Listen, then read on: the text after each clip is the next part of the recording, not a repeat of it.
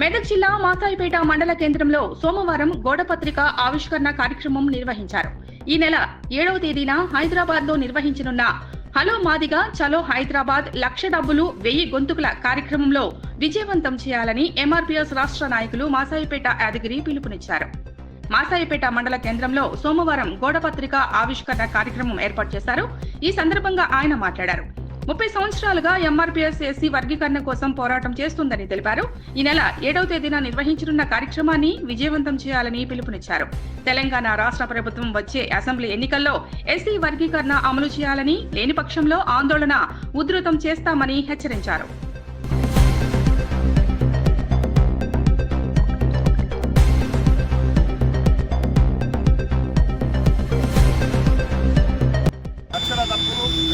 కార్యక్రమాన్ని విజయవంతం చేయాలని పిలుపునిస్తా ఉన్నాం. ప్రతి గ్రామం నుంచి మాదిగలు మాది ఉపకులాలు అధిక సంఖ్యలో హైదరాబాద్ తరలివలసిందిగా విజ్ఞప్తి చేస్తా ఉన్నాం.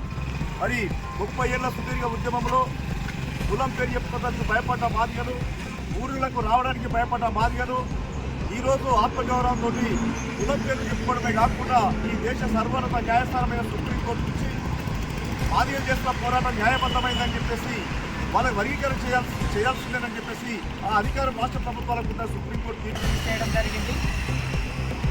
మాసాయిపేట మండల కేంద్రంలో నుంచి ప్రతి గ్రామం నుంచి, ప్రతి ఇంటి నుంచి చిలుకైపున్న డబ్బు భుజాన వేసుకొని హైదరాబాద్ నడి ఒడ్డుకు చేరుకొని మాదిగ సత్తా ఏంటో నిరూపించుకోవాలని ప్రతి గ్రామం నుంచి మాసాయిపేట మండల కేంద్రం నుంచి నేను విజ్ఞప్తి చేస్తా ఉన్నా.